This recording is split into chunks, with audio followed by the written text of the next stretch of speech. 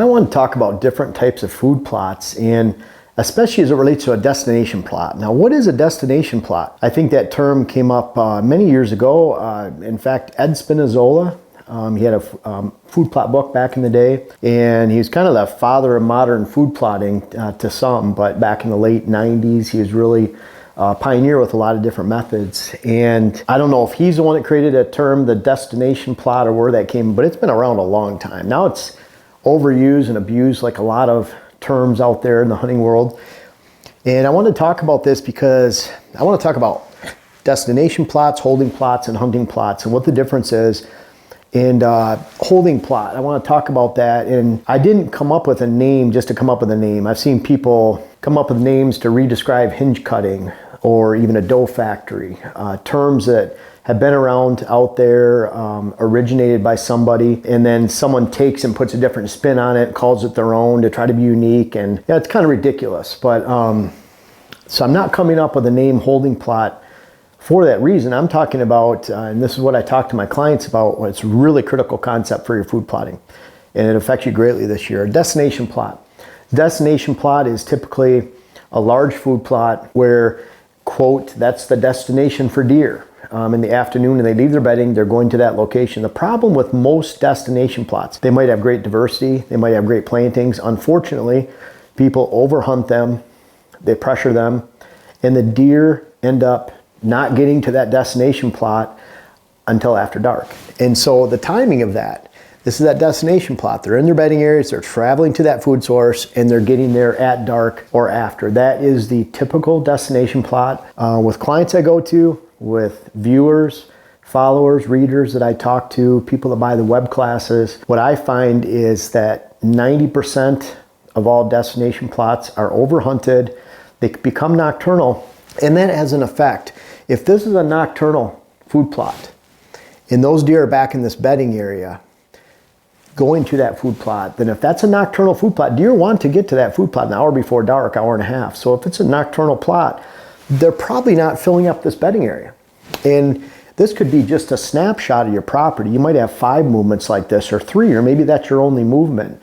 We have an area in Coon Valley where we have, over in Wisconsin where we hunt, where we have 3 food plots, main food plots. Deer coming out of the woods, they're going to those plots, and even though there are 3 plots there, that's their destination right there. It doesn't work like this, like I'm talking about up here.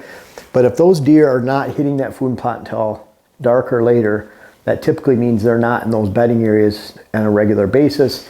That affects the stand locations that you hunt in bedding areas in the morning. That affects those evening stand locations as they're traveling to that food source. So just overhunting that destination field, which most destination fields, I mean, there are the exception out there, but most destination food plots are overhunted. And regardless of the diversity that's in that plot and the overall level of attraction, it's almost worse. It's like the greater that destination plot is, the more attractive it is. The more you overhunt it, the more you pressure it, the greater the negative effect on your entire land is because of the level of attraction of that. That is the majority of destination plots. We want to turn that. We want to make sure that you're holding deer in those bedding. It's a consistent food source. So let's step down to a holding plot. What is a holding plot? It's not just a name that I made up arbitrarily just to re-describe something that's already out there. This is something I explain to my clients. A holding plot, and I want to share this concept with you, a holding plot is similar to a destination plot. You want deer to hit that plot, but you want them to come out of their bedding, hit that food plot, and then leave at dark or after. That's a holding plot. You're holding them in those food plots. High diversity blend until it gets dark, then you release them. You release them to your neighbors.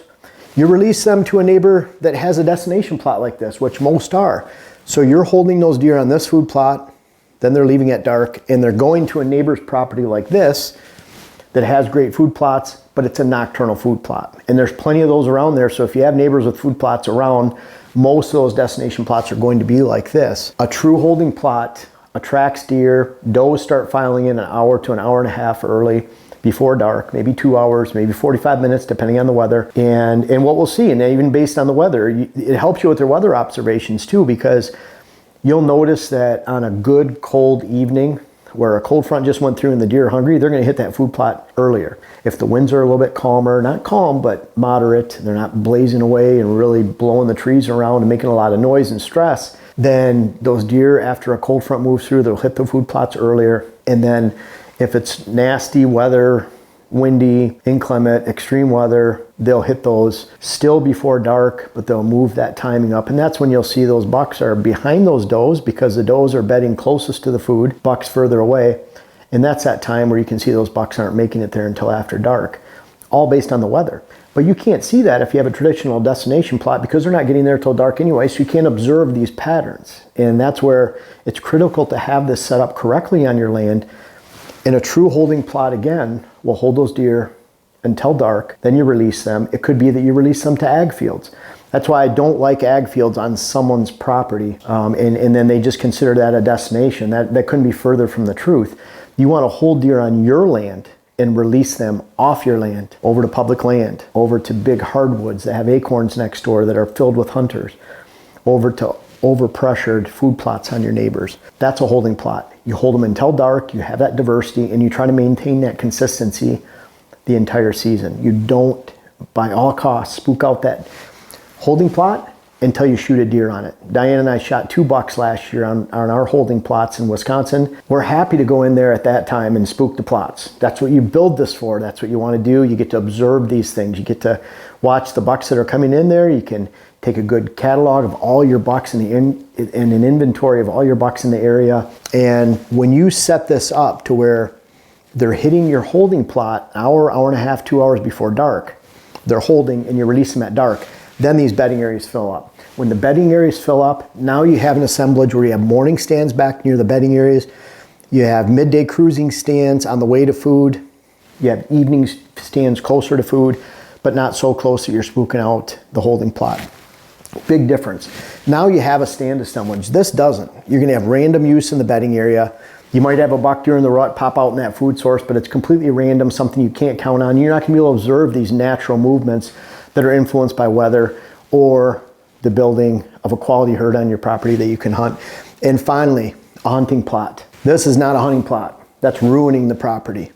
This is a hunting plot if you shoot it at a distance with a gun usually. They're large enough food plots that they attract and hold deer all season long before dark. Send a bullet in there to spook them, but that's the one time you do so, or 2 times 3, whatever you shoot. When you have this holding plot system set up, where these deer are hitting before dark, they're releasing after dark, they're filling your bedding areas, the movements are consistent, now that allows you to take areas like this that are true hunting plots, that are locations that feature deer movement on the way to a holding plot in the afternoon. That's what we hunted here in Minnesota last year. I shot Kermit on a small hunting plot on the way to a holding plot.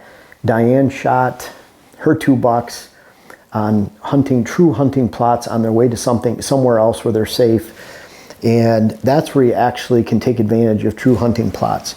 They're coming from bedding, they're going through here. It's not a hunting plot until those deer are actually being attracted to a holding plot somewhere else. They're just passing through. That becomes a true hunting plot where you're just getting a snapshot of movement. They're not hanging out there for an hour at a time. That holding plot is where they hold there until dark. And we see that consistently. They're holding on those plots until dark, and then they release after dark. And that's why you can have a property that's only 30, 40 acres and you have 3 or 4 acres of plots, especially in a place like ag or places of big timber, mass production, mass crop out on, say, an adjacent hardwoods or national forest, public land, where deer are hitting those food plots and they're releasing and going over to those nighttime food sources, all, from dark to dark, basically. And all night long, they'll bed there, they'll feed there. And this assemblage is what you want. You want to have deer hitting this true holding plot, releasing waiting till dark, and then releasing after dark. And then you have this bedding area that fills up. You have consistent movement. If you have consistent movement, you could add hunting plots. They're just passing through.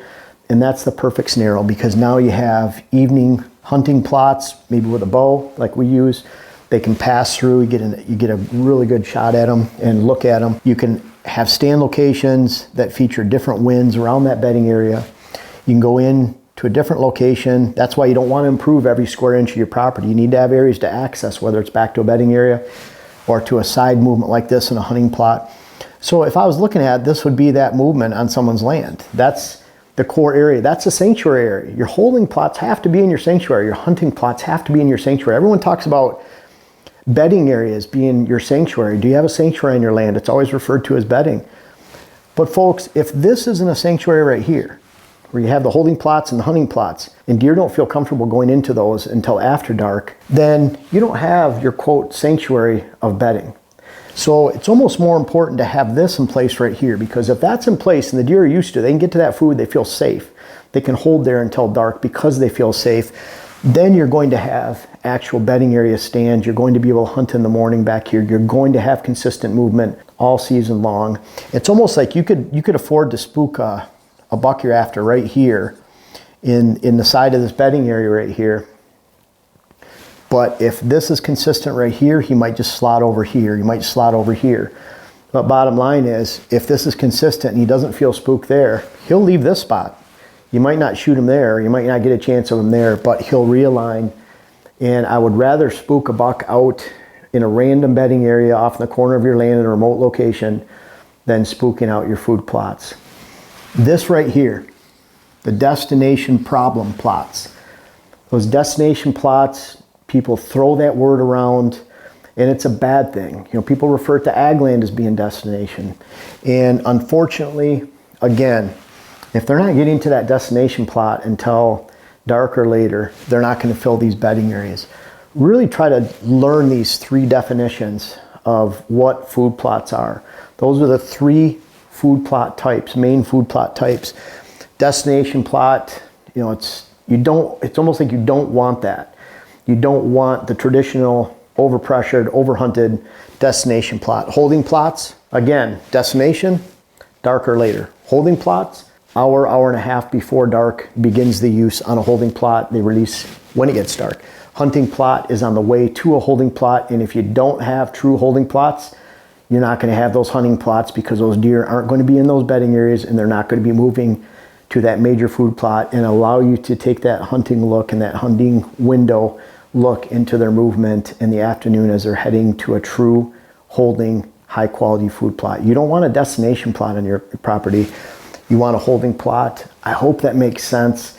If you set your property up this way, if you have multiple movements going into multiple holding plots, maybe one holding plot separation where they come in from different angles on your property, that's how you begin to build the foundation of movement. And, you know, I talk about my web class that the first class is breakfast and coffee. And when I meet a client in the morning, whether we're having coffee, breakfast, both, or neither, we're talking about, okay, where can we put food on your property? Where can they be true holding plots? You don't want a food plot ever that's pushing deer till after dark to use it because it's destroying your land. So we figure out where food plots go first. We want to identify true potential holding plot areas, and then you build the property from there. If you're interested in those web classes, the link is always in the description. I appreciate you guys checking those out. We've helped a lot of people with those web classes, and it all goes back to this foundation of destination versus holding plots versus hunting plots. Learn the difference between each one, build them correctly on your land, and you'll be on the way to success with your private land hunting parcel this fall.